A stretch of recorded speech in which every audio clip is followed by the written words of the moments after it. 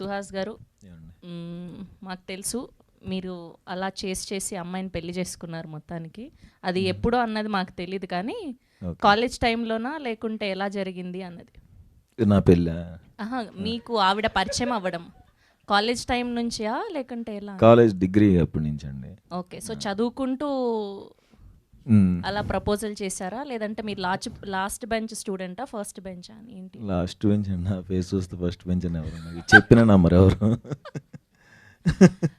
Okay, so అలా మీరు కూడా మెస్లో ఫైట్లు అవన్నీ చేసేవాళ్ళా, లేదంటే అప్పుడు కూడా ఇలానే సైలెంటా? అంటే డిగ్రీలో అంటే ఎవరు సైలెంట్గా ఉండరు, బట్ ఓకే ఎప్పుడో డిగ్రీ కదండి, ఎందుకు. ఆ డిగ్రీలో ప్రేమించి పెళ్లి చేసుకున్నాను. ఇంటర్మీడియట్ నేను కూడా ఫెయిల్ అయ్యాను. ఇంటర్ 4 years అనుకుంటా, అదొకటే ఫెయిల్ అయ్యాను, మిగతా అన్ని పాస్ అయ్యాను. Nice, thank you. So fail అయిన వాళ్ళందరూ కూడా తర్వాత చదువులో అలా ఫెయిల్ అయినా తర్వాత సక్సెస్ఫుల్ యాక్టర్స్ అవుతారని చాలా మంది నిరూపించారు. ఏమోనండి, నాకు అలా కలిసి వచ్చింది. చూస్తారేంటి, ఆయన ఎందుకు అందిస్తారు? అంటే ఏంటి క్వశ్చన్ అసలు?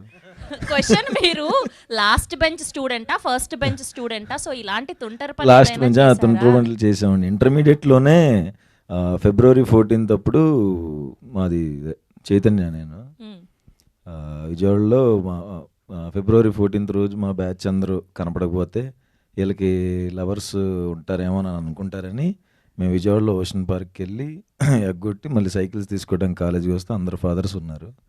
ఆ రోజు నుంచి ఈ రోజు కాలేజ్ ఎగ్గొట్టలేదు.